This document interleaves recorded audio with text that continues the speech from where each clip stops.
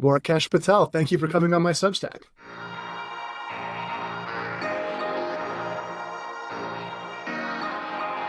Thanks for having me. I thought we might start with, you are a smart, ambitious, technical person. You are personally doing this thing. You have a successful Substack. You're getting millions of views on YouTube. I recently saw you interview Mark Zuckerberg.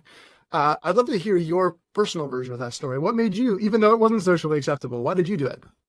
It's funny. I actually didn't intend, if it wouldn't have occurred to me to pursue a career podcasting. And if you had told me in college studying computer science that I'd be a professional podcaster, I would somehow my life has turned into a massive failure that I'm like a full-time podcaster in a year or something. So yeah, I mean, that goes to show the point, right? I graduated college. I just graduated, ended up graduating a semester earlier or something. And it was just trying to figure out what I wanted to do with my life. Maybe I'll reach out to some people. I'll try my hand at different startups, learn about a few industries. And I started this podcast in college anyways as a hobby. This will be a good way to keep meeting people, keep learning about more things.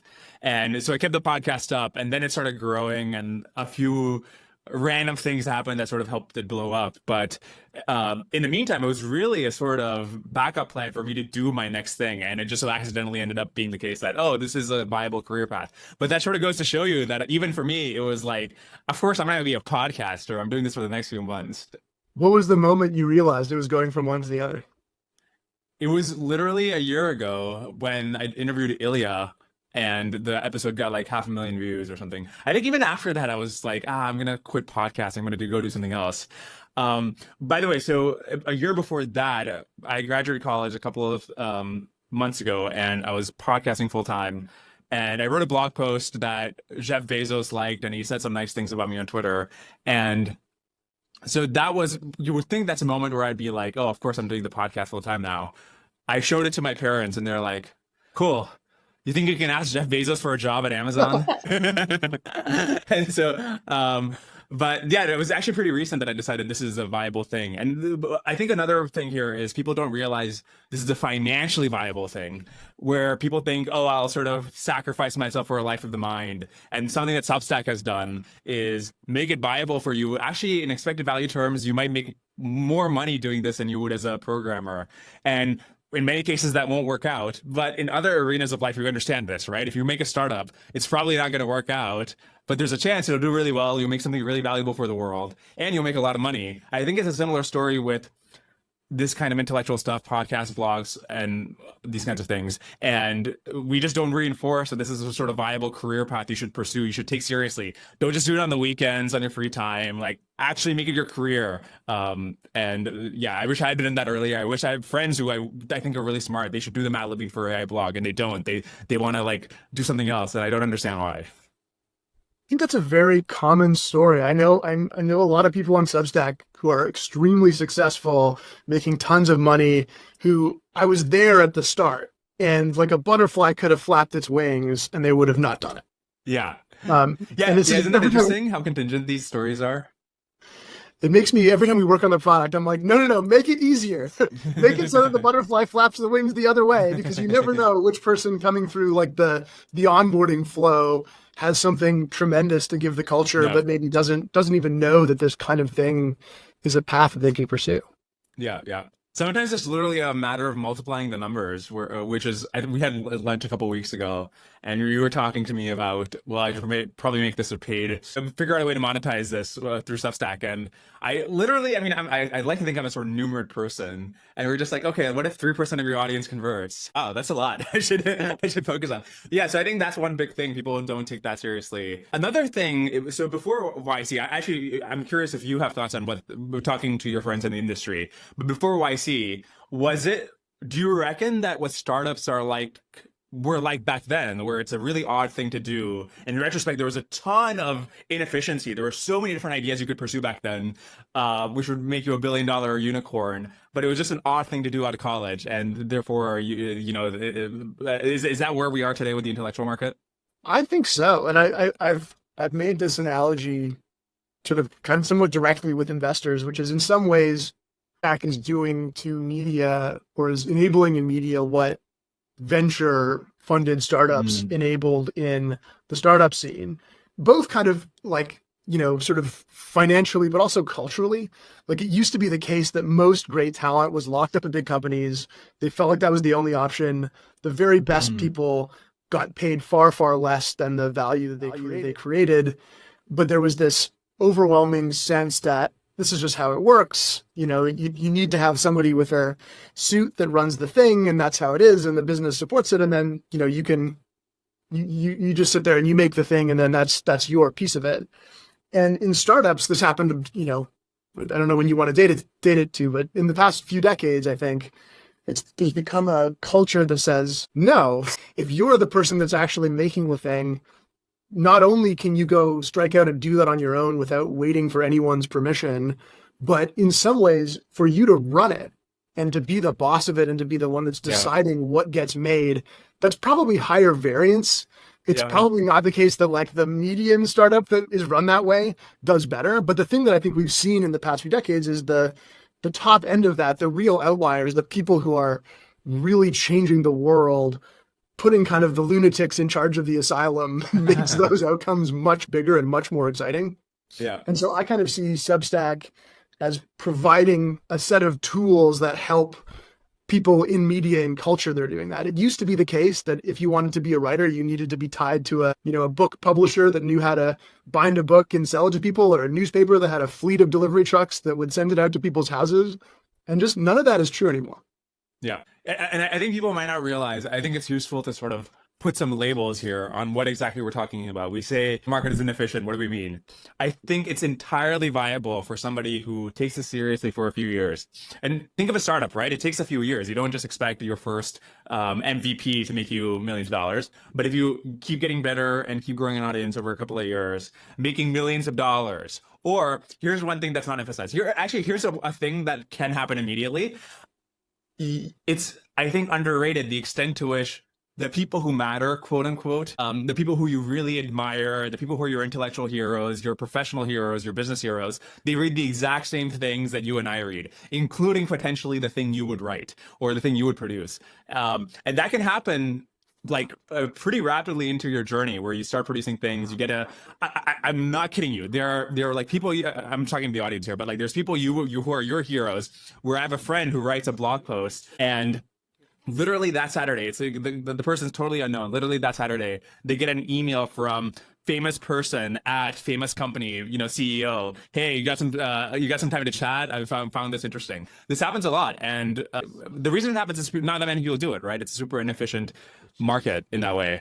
I think a format that people. So here's a difficulty I had when I started.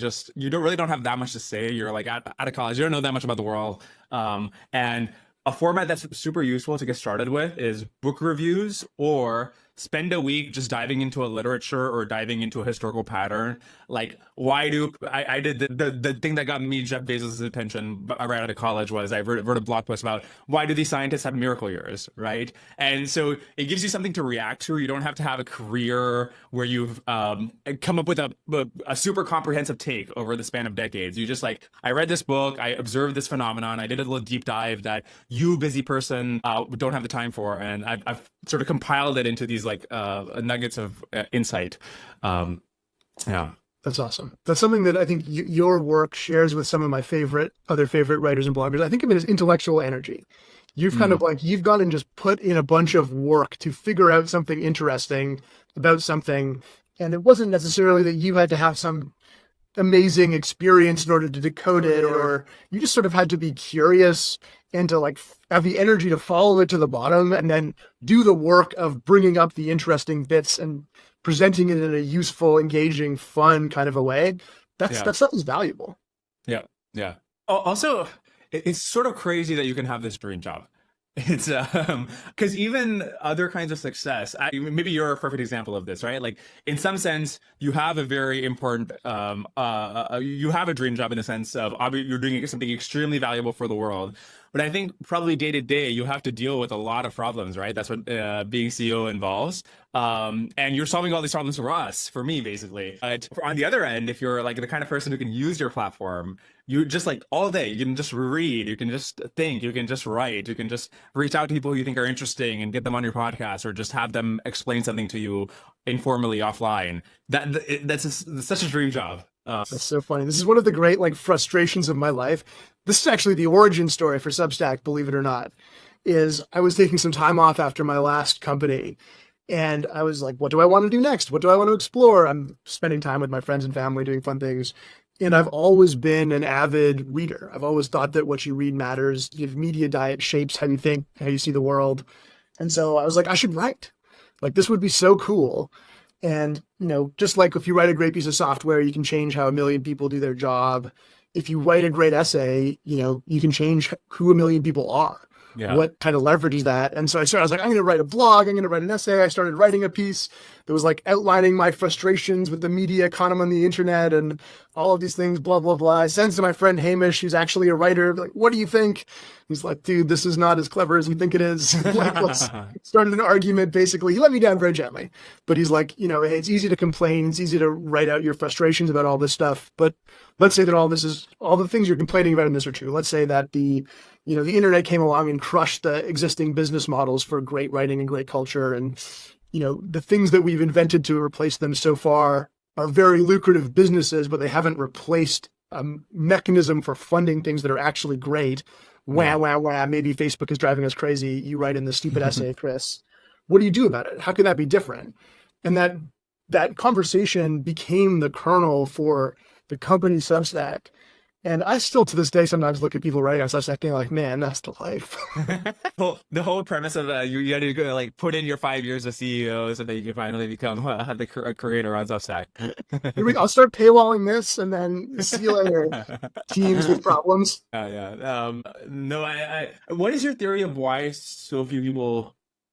Okay, so here's a question I have. I think I have a lot of friends who have a Substack in the sense that they start one, but they don't take it seriously. Like what a startup is to a sort of open source project, like literally just a fizz buzz that you might do. It's not even an open source project. It's like literally fizz buzz. And they do the equivalent of that where they put out a blog post or something. And often it's not something they put a ton of effort into. Why don't more people pursue this seriously? Do they just not realize that this is actually an actual career they can pursue? What's going on? Do they just not know people who are making careers off of this? I put it down to two things personally. One is just the amount of sort of persistence and energy you ideally have. It's pretty hard to write one really great article, and it's really hard to write one really great article every week for an extended period of time. And it's really, really hard to do that kind of before you have any validation or sense of success.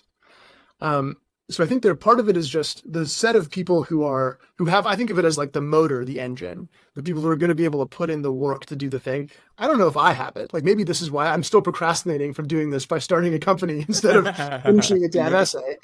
And then the other piece of it is something we touched on earlier, which is, I think of it as like the cultural or the psychological barrier is, it's really hard to admit to other people that that's something you're trying to do. We heard this all the time with people going paid on Substack. The barrier to going paid, one barrier is just, do I understand how much money I could make, which we make that nice calculator for you. But the other barrier is just very scary. It's like a visceral, like I'm going to put myself out there. I'm going to say, hey, I think I'm doing something that might be worth paying for. And if it doesn't work, everybody's going to see and make fun of me. And, my mom will be right that I should have just gone to law school. But isn't it interesting that startups theoretically have a similar nature, and at least nowadays it's much less stigmatized? It's a normal thing that you would sort of take your shot at starting a startup and see if your GPT wrapper can get somebody to pay $20 a month for it, and maybe not, and then so you just like you go back to Google or something. I think that's true in sort of Bay Area diaspora culture. Yeah, and that's like a new and important thing. I think if you go to most parents in the country and their kid tries to tell them they're going to do a startup, they're going to say, what do you mean you couldn't get a job? I think that's probably still true, and much less so than it used to be.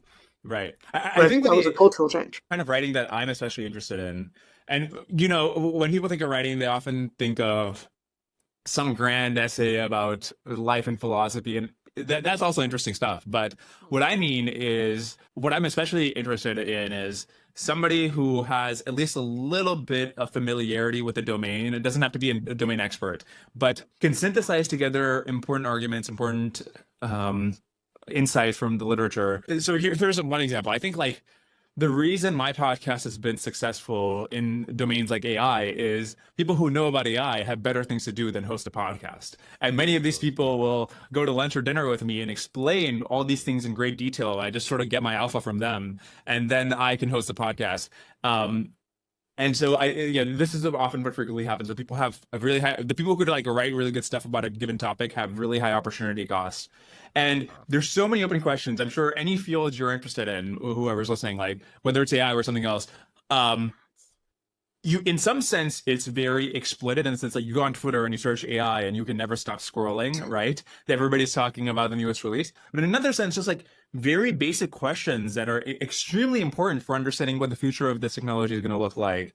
I'm not going to go into rabbit holes there, but I could just like go down a list of very important questions. And these are not things you can write a tweet thread about immediately. They require maybe a week of like reading a few papers and sort of thinking about what is the big picture takeaway here. I tried to do that with my I had a post called "Will Scaling Work?" and it was just sort of synthesizing together here's the main argument about like the future of AI progress.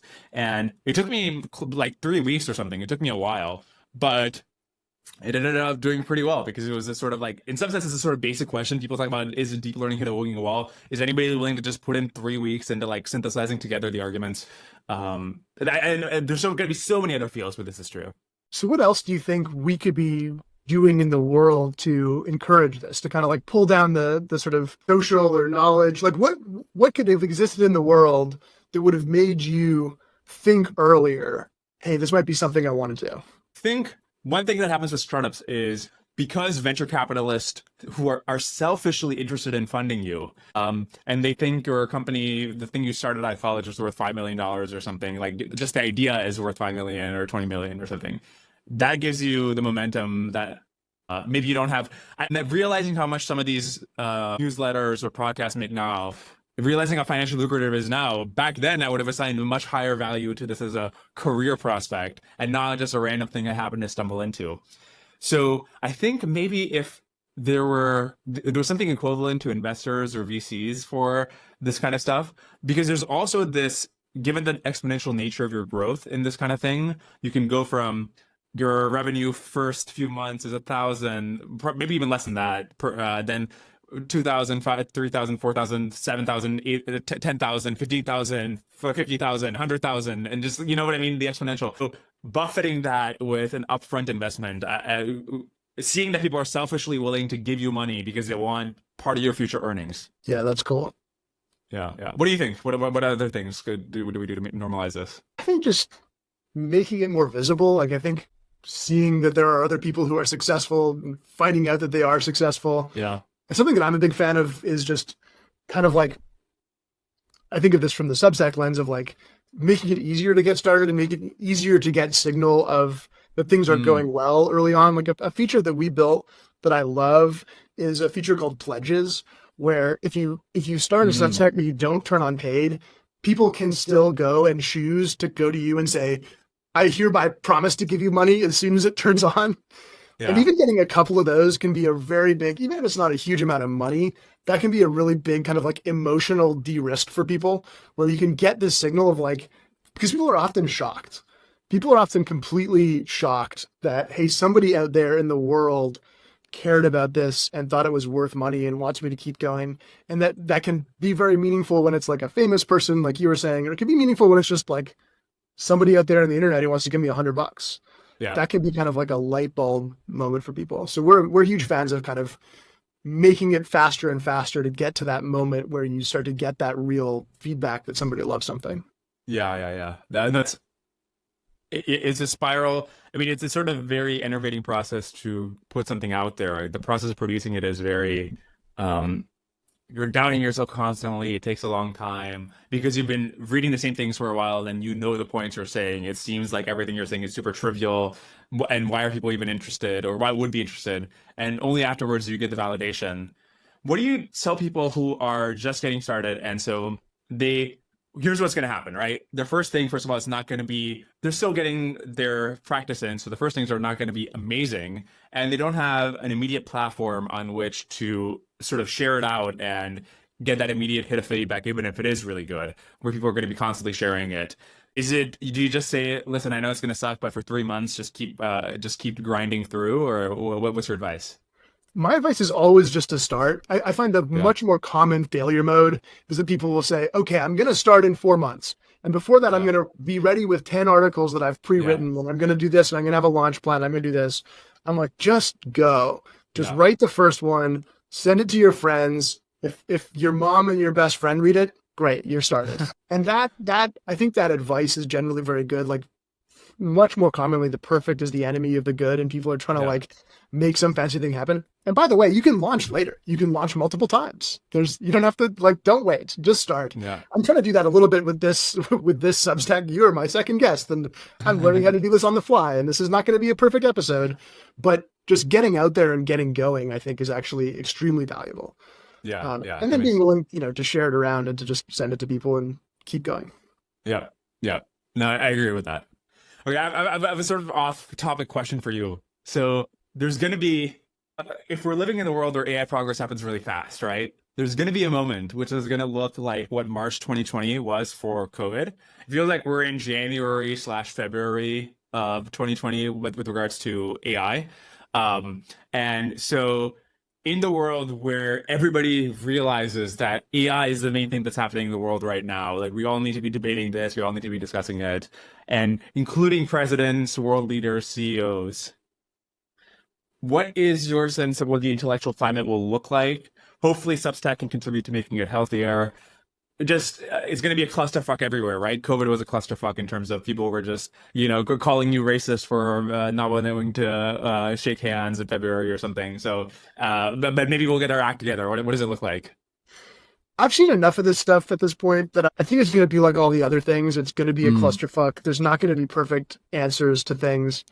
And basic tools like people having the ability to publish things that are good and having a way for things that are not just like the most exciting or the most clickable or the most viral thing, but things that people actually value. Having a way for those things to get traction, for those things to make money, I think will help a lot. I'm a big believer in the idea of these things being a strong link problem, right? If you have 1,000 people publishing a crazy thing and one person publishing a good thing, that's actually a pretty good situation in the world where you're not prevented from publishing the good things. And, I think we saw this in COVID, a lot of the well-intentioned efforts to, shut down the misinformation and the bad things. I think those things are always dangerous. I'm deeply suspicious of people whose impulse with the AI thing is to grab sort of regulatory power, either over what kind of building people are doing or what kind of experimentation they're doing, or over how these things are being discussed or what these tools are allowed to do. AI is very interesting because those things become very, very related, right? The more that AI is powering your ability to put out your ideas, the more you're using it as a tool for your own thinking and your own creation, the more that centralized AI control and censorship becomes a danger, in and of itself. And I think is arguably one of the main dangers that we face as that sort of AI pandemic moment you're describing happens. There are people in the world who think that, the AI waking up and deciding to kill us is the main danger. I think there's good arguments to be made for that. I'm kind of more worried about the things that humans already do to each other and AI making that suddenly so much easier. Yeah. Well, I also think the point you're making about we have these, especially over the last few years, these strong norms about if you're going to publish some sort of, let's say, search engine or AI that synthesizes information for you, it's extremely problematic if it does something that, if it comes out with a result that looks sort of shocking on a Twitter screenshot. And in fact, maybe I think people are giving Google a lot of shit recently about their sort of AI synthesis thing, right? And I think like in net, that's probably a bad thing because we want companies to Totally. experiment with sometimes products that come out that not just are broken in a way that, oh, we'll iterate, but like maybe sometimes it should just hallucinate something so that we're not sort of enforcing some orthodoxy. Maybe the glue tastes good on a Yeah. pizza. Okay, so we're gonna have as these models get smarter. Here's it's obviously extremely hard to predict what the future will look like, but just sort of riffing here, we're gonna have hopefully maybe AIs that are smart enough to synthesize lots of information for us, maybe even be advisors in some ways, forecast for us, where they'll give probabilities of different things happening, and we probably still want humans to actually put pieces together, but integrating in that in a way that's one, helpful in an intellectual discourse, and two, isn't just one company or a couple of companies who have very strong cultural incentives to make sure that the forecast isn't problematic or something. I don't know how that's done, right? Especially in the way that these AI models are progressing, where only a few companies have the capability to keep scaling them up. And for other reasons, that might be for the best. I don't know. But I'm curious if you have thoughts on when we have the AI advisors and forecasters, are they going to be like, is it going to be an embed into your Substack post or Oh, yeah. how's that going to look? Well, I have thoughts on this, but you said something interesting there, which is you're going to want a human to put them together. And I think that's true, but non-obvious. And Mm, one of the things I wanted to ask you, I mean, so you're building this thing, you're doing this review of will scaling work or putting this intellectual energy into a topic. Why can't the AI do that? Won't you just be replaced? Wasn't it actually correct that you should go work at Amazon? Because in fact, the AI, Amazon people will be you know, replaced first. AI Matt Levine will come and just explain everything better than you could. Like, where does your instinct come from that you'll still want a human being in that loop at all?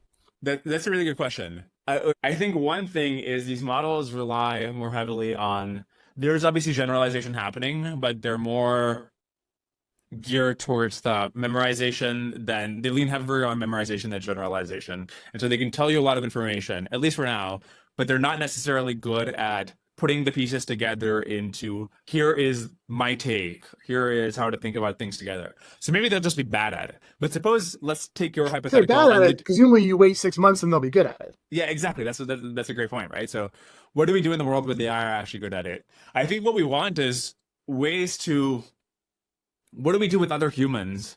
We try to see, does your reasoning make sense? Can I follow along here?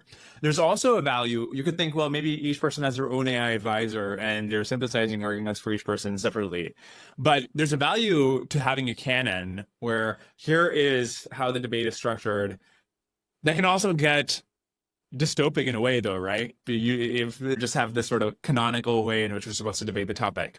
So that's actually a very interesting question. What's your take on why the humans, or is it important to have the humans doing the final stuff here? My take on this is we've suddenly hit what I think of as practical philosophy. I think we're in the process of figuring out how I'm going to run my business and how you're going to make your podcast. We've stumbled onto a philosophical question that has immediate practical impacts for us, which is very exciting. I'm excited to live in a time where this happens. My Yeah. theory on this is you have to ask, what is the point of media? What are we doing here? What is this thing? What is this thing that you're making? What is it good for? Why do people want it? And I think there's one answer you can give that is basically the idea of media is to, in some way, get what you want. I want something that's going to entertain me. I want it to tell me something I don't know. I want something that's going to make me feel a certain way or information that I'm going to be able to act on. And media is fundamentally about fulfilling a desire that I have. And I think that's true and important. You need to make media that does that. If you make an interview that's boring and that nobody wants to listen to, it's not going to matter what else is in it. It's not going to kind of do its job. But if you think that is the only point of media, if you think the only thing we're doing here is to kind of give me a good summary or make me feel good or entertain me for a while, I think that's a very dystopian philosophy outside of the technology. I think you're basically speeding towards a world there where media is wireheading. You live in a world where you have TikTok, and then you have super AI TikTok, and then you have super AI porn VR TikTok. And pretty soon you're like Brave New World, living a life where you're sort of using media like a drug. So I think there's a second point to media, which is not just getting what you want, but learning what to want. Media But trends why this can't culture. But why can't the AI, the final synthesizing AI, be like, I know, I'm not going to show you the hentai I just generated with Midjourney V10. I'm going to show you this synthesized argument about what we should do about the future of AI. You won't have totally lost your mind just yet, and so you'll be like, oh, this is actually a very compelling argument. Why is that? Why is that world bad? Why do you want to go to the human who's written that blog post, and not the AI? Technology is going to mediate all of this stuff anyway, right? There's going to be AI involved. There's going to be algorithms involved. We're going to have digital stuff sending back and forth. Yeah. A big part of the question is, okay, given that it's optimizing for something, like what is it optimizing for? Who is it serving? Is it trying to get me to spend the maximum amount of time with the goggles on so that it can sell me as many ads as possible? Or is it trying to give me something that I value enough that I pay for it and choose to spend time on it? Yeah. I think even outside of kind of the human machine question, the question of what is the incentive structure and what is it trying to do? Who is the technology serving matters very deeply. But I also think there's a fundamental level at which, in that second future, in the world where media is culture, you're kind of ultimately it's the sort of shared quest for the meaning of life.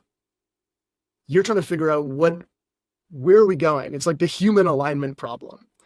And I think that AI will help with that, but I think ultimately people will want to play that game with other people. Yeah.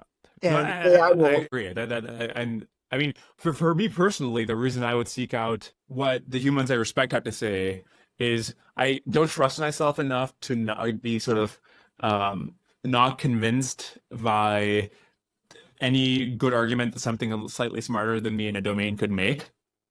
I've had this history, and like I remember in the past, I can listen to interviews, and we're very convinced about something, and later on, I sort of changed my mind. So, at least knowing that this human has some reputation it has to maintain, and has a relationship with me, has some consistency across time, that I think would make me feel better.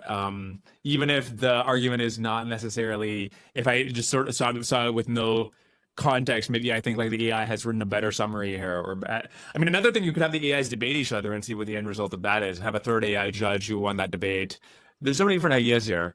And I guess the question, I mean, a big question that I don't know the answer to is whether the epistemic climate improves or degrades. And I think I'm sort of an optimist in the sense that I think, listen, you have these intelligent things that are going to be debating each other, who can control how they debate. Why wouldn't that improve the discourse? And that's sort of my prior. But when I talk to people who are older than me and who tell me about the early days of the internet, and during the 90s, they were like, oh my God, this is going to bring the enlightenment to the world. And I think it did in some sense. I think it's like, by the way, totally underrated how much it actually has helped. Like in many ways, I'm going to go do a totally different riff here, but I've been playing around with this thought recently that social media has actually been extremely good for the intellectual climate, especially. So if you think about the last few years, like wokeness or Trumpism or whatever crazy thing that you think was crazy, the ability to go on Twitter and just quote tweet something stupid and be like, "Ah, can you see like this the stupid thing that the Jacobin wrote?" I think is underrated. I mean, if you read these examples in history where things went off kilter, like Cultural Revolution or Stalin's purges or whatever, imagine having Twitter and you could just like mouth things. You can just worship a picture of him, and you like, well, what's supposed to happen here? Or like they say we have so much grain, but like, look, the pots are empty. I think like it's a low IQ move, but some of these things are so stupid. You can just have a sort of low IQ quote tweet, and it's actually an extremely useful error correction mechanism. Yeah, I'm sort of David Deutsch on this, which is like, look, progress comes from conjecture and criticism, and you sort of need a way that people can freely conjecture, they can come up with ideas, and that the good ones survive and the bad ones get torn down. And I guess the question I would have with social media is, to the extent that it's tearing stuff down, we'll agree that it gives the tremendous power to tear things down. Is it tearing the right things down? Is it helping the right things survive? And I think you could probably I could imagine convincing arguments both ways on that for sure. Yeah. I don't think that everything that gets destroyed by quote tweets on Twitter was deserving of destruction. Yeah. Maybe, okay, so I wonder if this is just very strong selection effects where I only see the quote tweets that I see. But I think, people are maybe too cynical about things. That's definitely a thing that happens. But when I just read history and what are the worst things that happen? I think the worst things that have happened is just because people aren't cynical enough. There's not a place where they can illustrate their common knowledge about, we realize this thing is super silly, right? And just being able to, yeah, in other ways, the culture is harmed by that. We're too cynical. We turn on the wrong things. But making sure that doesn't happen, I think, is a very valuable thing that social media gives us. I totally agree. And you said something, I mean, common knowledge is an interesting point, right? Back to the question of why do we need humans in this? To some extent, if you don't have a human in the loop, if your media diet is these 8 AIs debated and then the last AI decided and then da-da-da, you live in a world that's single player, unless you're counting the AIs, right? Like I might have my own different AIs and we might just be living in completely different worlds, regardless of which one is correct. We don't have even a shared information environment anymore. There's almost no such thing as common knowledge. There's a video that I found the other day that was making the rounds that was a woman who realized that when she went to the comment section on Instagram, there was an Instagram video that was a dispute between a boyfriend and a girlfriend.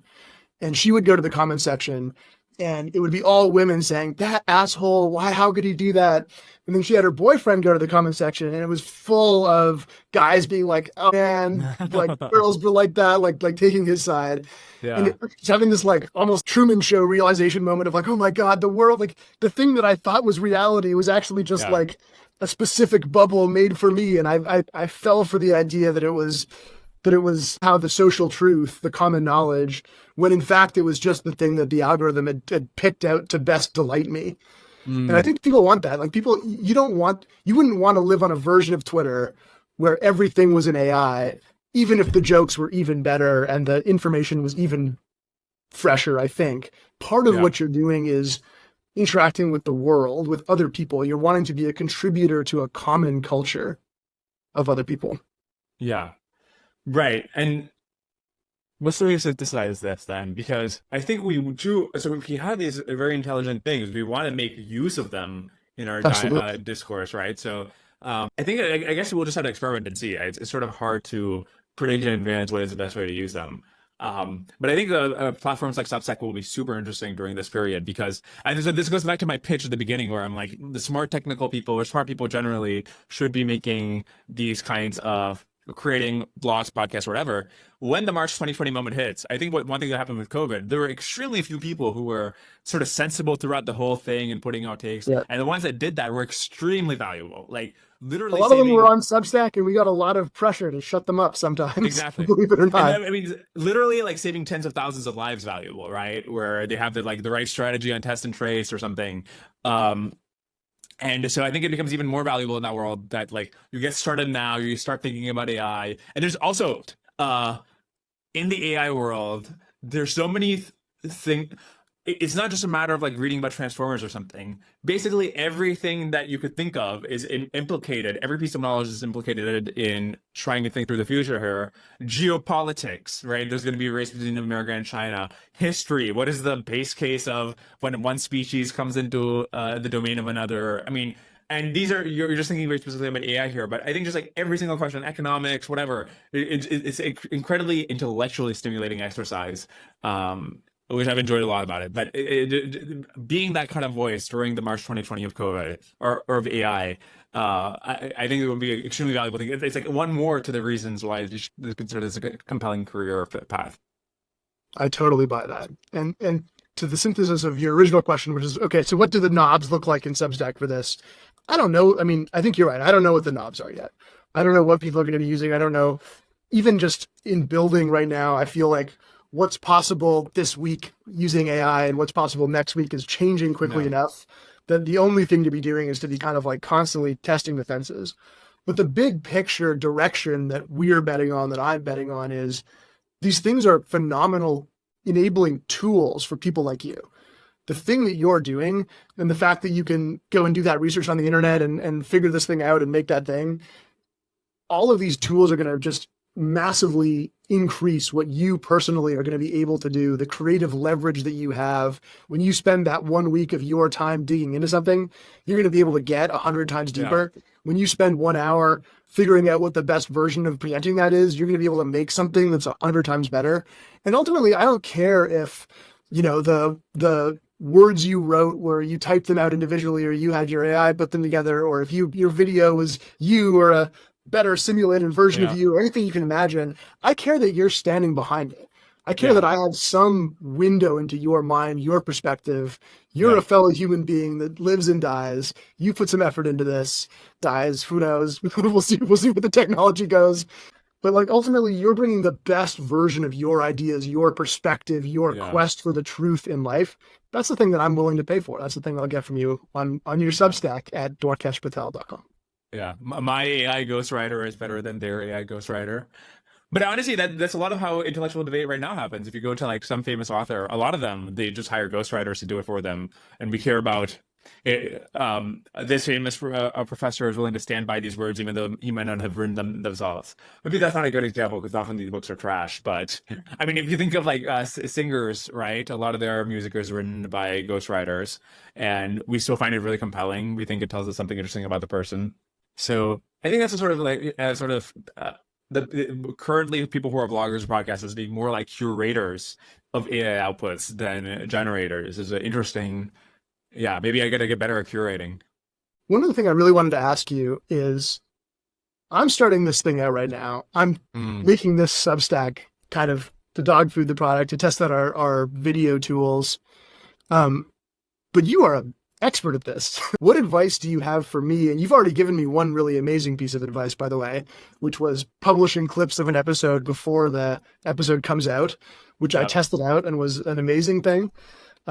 But yeah, I'd love to hear what advice you have for me as I get into, my sort of dabbling in this world. I'm not going to be able to do as thorough a job as you do.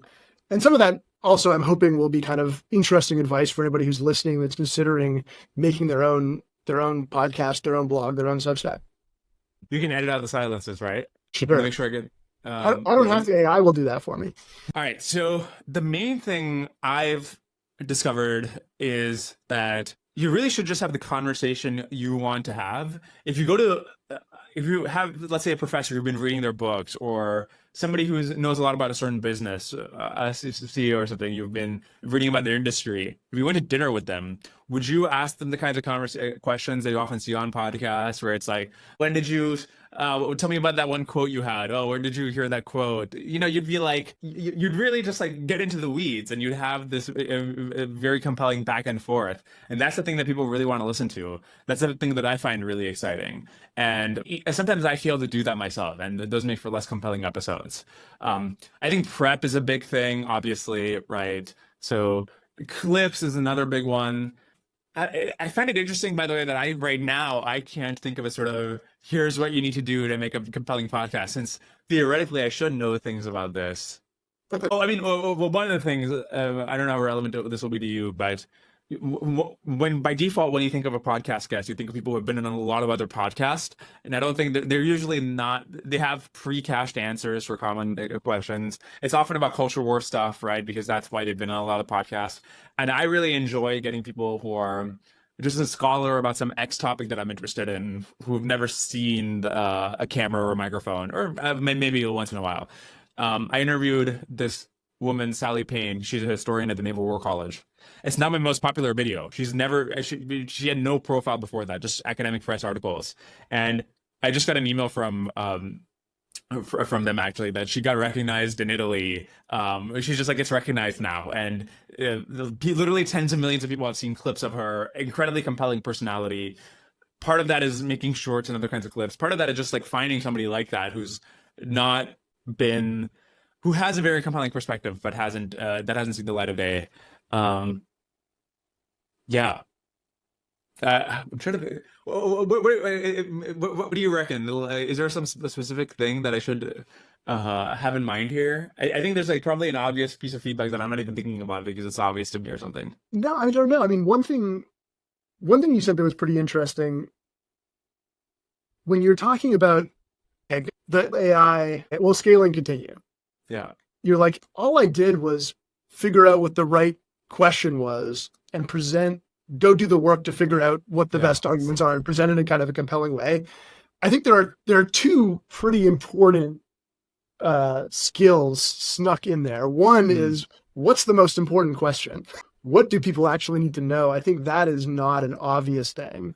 And the second thing I would say is, okay, how do you, like, what is presenting it in a compelling way? How do you actually pull it out in a way that's going to be digestible to an interested, intelligent, but busy person? So maybe if you have any tricks for what matters and how do you tell it? How do you tell the story?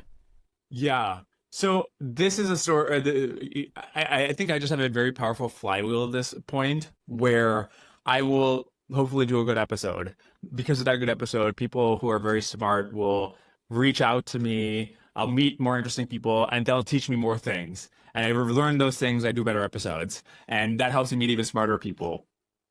I, okay. Here's one thing that maybe is sort of my day to day, so I don't think about it that often, but maybe is a thing to worth emphasizing, is just putting in a ridiculous amount of effort into each episode you do, where I'll spend a day coming up with something that might not even come up in the conversation. I'll read their books. I'll read books about their books. I'll read in the general category and talk to other people who in the industry or area or field who might have some thoughts and putting in a ridiculous amount of effort. This goes back to my thing of why you need to make this a career and why it's often hard to do this as a hobby, because what really will distinguish you is putting in a ridiculous amount of effort. And it's hard to do that if you're not taking it seriously as a career, or at least as a period in your life that you're exploring this thing. Yeah, I think that's one big thing I would emphasize. Yeah. And if you put those two things together, they compound, right? If you're saying, by having interesting conversations, that gives me ideas. And Yeah. by putting in a lot of work, I get to have interesting conversations. It's easy to see why putting a sort of easy effort into that is a thing where your first episode, that's going to show, but your 20th episode, you're kind of going to be in a different universe than somebody who kind of was doing this, let's say, as a side gig while they're our CEO of a Yeah, how are you making the time for this? Oh, I'm doing a very poor job of this. No, I think this is great. Yeah. Okay, so maybe we can discuss like failure modes. I think one thing is people have give editorial control to other people, whether it's their network or if they're working from within a company. You don't have to worry about this because you're the CEO, but often people make like a company podcast or something and they don't have control over it. And just like really just hammering, this is my taste. I think aesthetically, this is a bad question. This is a bad topic. It seems boring to me. This is the other thing I want to talk about. It's a sort of a off left field, but I'm really curious. I think that's very valuable. It's interesting you say, I mean, the CEO thing is an interesting tangent. The idea that, because you're CEO, you necessarily are going to have maniacal control over the message you're putting out, the way you're communicating. I think that's another thing that's another revolutionary idea that's taking hold in the Silicon Valley diaspora. My friend and former colleague Lulu has started a comms agency based on this idea that, hey, founders, a big part of what you actually have to do is speak in your own voice and go direct. And the contributions you're making to kind of like the mimetic environment are every bit as important for what you're building as the software you're putting out there, and you should treat it with the same care and the same sort of fanaticism. I think that's actually a relatively new idea. I think the idea that as CEO, you're going to put out something that you are personally making and speaking in your own voice is kind of weird and rare and new and exciting. Yeah. In fact, that actually, I don't know if I can. I'll sort of try to keep this vague so I can say this on the record. But all right, I have Spill this. beans. Nobody's listening. You can say anything. Comms departments at companies are there's a few exceptions work excellent, but other than that, Let's start with excellent. Everyone else, they're terrible. That's what I think. Yeah. And there's been times where I've like I want to interview a researcher at a company and they want to like sit in the room and just totally ruin the vibe. They escalate it to like literal CEOs of the multi-trillion dollar companies have to approve the podcast with a random researcher in their company before like I can go ahead and do the podcast. And it just so happened that in this particular case, the person we're talking about, the CEO was familiar with my podcast and enjoyed it. So just yeah, the comms really gets in the way. I don't know. I'm just I'm not a fan of the comms department. So at least some of them. We had a successful Substacker here at All Hands yesterday, told the story of doing a Substack while at a startup and getting an ultimatum from the leadership saying you have to cut the startup or cut the Substack or you can't work here. And he quit, left $1 million of stock on the table because he didn't want to live in a world where he couldn't speak and couldn't sort of do the thing that he was really passionate about. It's hard for me to imagine most people making that decision. It could be such a, I don't know, it's too bad that we feel like we have to constrain people's ability to speak so much, I think. I think in the corporate environment, from the comms perspective, I kind of get it in the sense that, listen, your main job is probably minimizing the downside. You really want to make sure that one of your employees doesn't get in the podcast and say something that's going to get quote tweeted to hell on Twitter, right? But that leaves out the tremendous positive upside of having compelling people with a public presence from your company who are showing your brand, showing the value you're creating for the world. And for some reason, in a couple of cases, that doesn't seem to be the priority. And I think it really should be. I think like it's a huge alpha they're leaving on the table. You've got extremely talented people working for you. Really like let them go out there and show the world what you got. Can I take your advice and ask you something that I had on my list that's just something that I personally am very curious about? But we're going back to AI. You wrote a post on your Substack, sort of contra Mark Andreessen on AI. He wrote a Substack post about why AI will save the world that was very kind of starry-eyed and exciting. I'm going to have him on the podcast. I'll ask him about what you say, but I'd love to hear kind of what you disagree with him about, specifically what the main thing you take issue with in that post was. I think he is too dismissive of the risk. I think he's vaguely philosophically thinking about issues here, whereas I'm also a techno-optimist in the sense that I think technology has been an amazing force for human betterment and continues to be. Scott Alexander had a good metaphor here where you can be a techno-optimist, but then you can like look at a dam and say, I think the type of concrete this dam is made out of, I'm sort of concerned that it's going to fracture in the cold and we should sort of make sure that we've made reinforcements to make sure the dam doesn't fracture. And somebody comes at you like, well, have you read the Techno-Optimist Manifesto? Technology has been so powerful a force in our betterment and the antecedents of concrete, they're so much worse than concrete. Aren't you glad? I'm like, no, I agree. But like this specific thing I'm bringing up about will the concrete fracture in the cold? And I would just sort of ask Mark about, listen, you're going to train these things on, eventually they're going to want them to be agentic. Is there really no scope that something happens that you didn't expect, that we've totally solved every single problem that comes up in terms of that you leave them to go out in the world and they totally understand what you meant when you told them to go out? I mean, he had one of the points in his blog post was that we're building these things, therefore we'll have total control over them. And I was sort of found that surprising from the perspective of somebody who is a hacker, who understands how technology works, that, you know, the programs you write have bugs all the time, right? And if these programs are intelligent creatures, by default, they don't just like naturally do what you expect them to do. If there's a big downside here, you should take that seriously. I find all that very convincing. I think the point of, you know, you can't hand wave your way around specific concerns. The idea that there could be nothing dangerous about building, you know, massively intelligent systems that either are agentic in themselves or are, you know, mindlessly executing what other people have told them to do. The idea that there couldn't be any danger in that, I think is pretty unserious. On the flip side, though, I find myself very sympathetic to kind of the broader conclusion he draws, which is, you know, if you held all new technology to that standard, I think it would mean you wouldn't build very many things. And I'm maybe a follower of Deutsch on this as well, which is the nature of technological progress is sort of fundamentally unpredictable. Anybody who says with a high degree of confidence hey, the next step in this revolution, or the next thing that becomes possible with this, is going to be exactly X, Y, or Z, has a pretty poor track record. It's kind of like building technology is in some ways sort of fundamentally a journey into the unknown. And the question that we have to wrestle with is sort of, how do you cope with that? What are the right things to actually do? And if you indulge every fear, every anxiety, every sci-fi scenario, and you have sort of a precautionary principle approach where you say, look, if there's even like a 0.1% chance that this is some terrible thing that has some giant catastrophe, we have to put the brakes on and prevent people from building it or learning it or using it. I think you're going to prevent progress. You're going to prevent the things that actually matter getting built in a way that, if I had to bet on it, increases danger to humanity in the long run rather than alleviates it. Yeah. But it's sort of hard to you almost have to take a little bit of a far mode view to be able to say that. If you get into the business of like refuting every possible doomsday scenario that someone can come up with, it feels like almost like a losing rhetorical proposition, even if that broader point is right.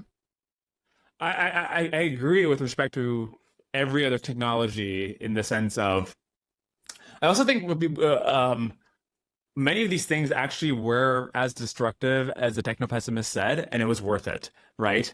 Like building the Hoover Dam actually killed thousands of people, and it was worth it. The internet in many ways has been bad for the culture, and it's been worth it. So the techno-optimist synthesis is that the pessimists were kind of right, but it's been worth it in the end.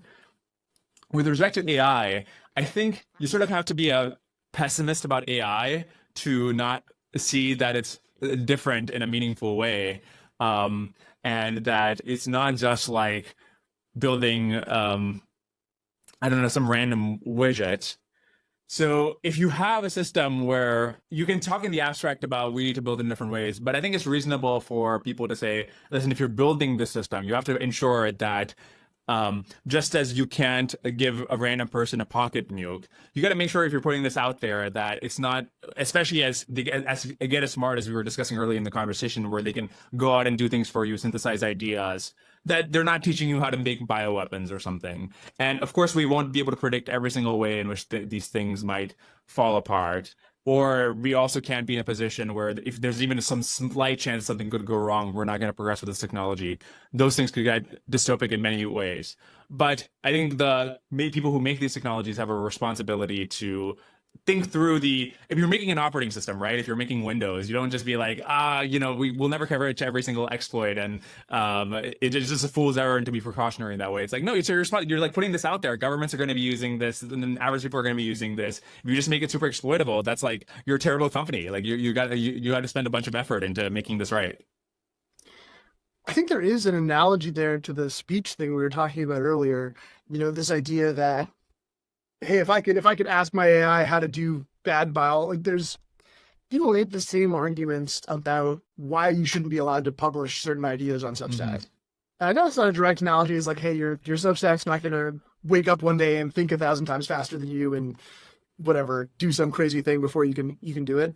But this, I think you have implicit in what you're saying is an argument that the cure is going to be so much better than the disease. The things that we're going to do to control the technology, to control the things that people are going to do, that itself is benign and safe and well-intentioned. And that's the piece that I think I'm imagining, Mark, and certainly I take issue with, where it's like, hey, okay, let's say that it is dangerous. Let's say that maybe an AI could teach you how to make a bomb or something. By the way, you can look that up on the internet today just as well, and it's totally fine. Is the power that you're advocating to hand over to regulators or to whomever, tie it up into one corporation, is that more or less dangerous than distributing that power? And I think you have to have a cost-benefit idea there. You can't just say, well, one side of this is very dangerous, but therefore the other side is right. I think you're falling victim to like, the politician's elitism, which is, something must be done. This is something, therefore we must do this. I find a lot of the proposed action on this stuff trips those alarm bells for me, at least. Yeah, I agree with respect to a lot of the misuse things, where if you actually go into the weeds, some of these things either are possible now or are pretty difficult even with AI. And it's also concerning to me the extent to which bioweapons is how load bearing that is in the discussion about misuse. Um, as like the main thing, the main, honestly, like the frank answer here is the intelligence explosion. Like the real reason that you're treating AI as a different thing than everything else is because you get the AGI, you get a bunch of AGIs first, then you can just go through decades of technological progress, the drones, the robots, the human intelligences rapidly, and then it seems off that the person who gets access to the AGI first and has enough compute to kick off the intelligence explosion should just get to go through that process of centuries worth of technological progress and control over these strong technologies without safeguards on to making sure the AGI isn't crazy or fucked up or something, and that the end result of this is like controlled by some random startup or something. Like I think that's the honest answer is like the intelligence explosion has to be controlled. I think that's right. The conceit of the conceit of the EAC people is, oh, it's not actually dangerous, and if you can't think that, you can't think that it's not actually dangerous if you think that it's as powerful as it is. But the conceit of the safetyist is actually this is about pocket nukes and bioweapons and misinformation. But actually, the thing that if you're rigorously following into its conclusion, the thing that is actually different is, hey, you're going to have a singularity. Basically, you're going to have a crazy event. And do you think, again, I would go back to what's the alternative? So is the alternative that you're going to prevent the intelligence explosion from happening? Is that worth it? Is the alternative, instead of a random startup, we need to make sure the government has it? Is that likely? Is that good? I think that's a very important open question, but the alternative that whatever company happens to build $100 billion cluster first gets to basically control the future is, well, either so I mean the worry is usually we want competitive dynamics in markets, right? We want people to make the best product first. But if it really is the kind of thing where for the first time in history you go from the guy to turn this on first, if the AI is misaligned, then the superhuman intelligence can just fuck things over, but they're incentivized because of market competition to like get the $100 billion cluster churning on with the AGIs first. And okay, suppose that they are aligned and the superhuman intelligences will do what the company wants it to do. Are we comfortable with whoever happens to be the first startup to get to control the superhuman intelligences? And I have concerns about, well, do we want the military to control it instead? Do we want the modal president in 2028, Donald Trump, to control it? I have concerns about that too. But I guess I'm skeptical of everybody who thinks that there's a clear answer here. Like I would just ask Mark, like, is it obvious that if Sam Altman gets to AGI before 6 months before XAI, that he gets to control what the probes we send out to all the galaxies? Like that doesn't seem obvious to me. Why is that the case? What is a better outcome that is achieved by that? I'll make what Deutsch would call a prophecy, because I'm predicting the state of technology development. I don't think we're going to have the probes very quickly. I think we're going to get to 20 years from now, and it'll be a very different world, and some crazy things will have happened, and it'll feel like a complete, a massive technological leap from where we were. But there won't be like a moment you look back on and say, oh, whoops, we accidentally created a god emperor that determined the light cone forever. And it's going to be more like, we kind of fumbled through, it's mostly broken. Yeah. Less happens in a year than you expect. More happens in a decade than you expect. Yeah. And things that will seem fantastical now come to seem just kind of normal and part of life. And normal life continues. There's not an end time that we flip through. Yeah, I think that space travel is a big linchpin in the argument here, where it shouldn't be that hard to travel through space, and once you get started, you just like you kind of just like keep going, right? And maybe you don't turn into paper clips. Maybe that it's not necessarily that's the thing you're worried about, but in other markets, what we expect to happen is there's slow iteration over time. Different competitors are ironing out different features, and when you have AGI, if it's true that you can there's not a cap in human intelligence, so you can have the AGIs keep doing AI research, and now you have superhuman intelligences. And also that if you had billions of human researchers, you could research robotics and space travel and rockets and drones and whatever really fast. So you could make the drone armies that can perform a coup of the U.S. government if you had the ASIs. You could send out the probes. I do think you would probably, unless there's some strong reason that would be stopped. There's that low-hanging fruit of we are at this moment in history where you just like there's an explosion. It's not just the AIs, right? Like if you didn't have the AIs, they're just like the space is right out there. There's all these like technologies we're right on the brink of that even humans will get to eventually, but it'll just come faster. Fantastic. Well, listen, is there anything else you got in your mind to talk about? I think that's basically everything. Yeah, this is super fun. Awesome. Besides your Substack, dwarkeshpatel.com, where do people find you? They can find me on YouTube. They can find me, Dwarkesh Podcast, on their favorite podcast platform, Apple Podcasts, Spotify, wherever else. And on Twitter, I'm Dwarkesh_SP. Awesome. Have you turned on page yet? Or have No, you I'm about pushed the page to. yet? I'm doing the thing you're warning me against, where I'm like, I should get something ready first. I should have some content ready. No. But next few weeks or something, we'll make it happen. I mean, right. I have turned on paid. I'm just not giving people anything, and just people are just donating to me basically. All right. Well, get in there now before the paywall hits. Yeah. All right, Dwarkesh, thank you. This was really fun. Yeah. Likewise. Thanks so much for having me.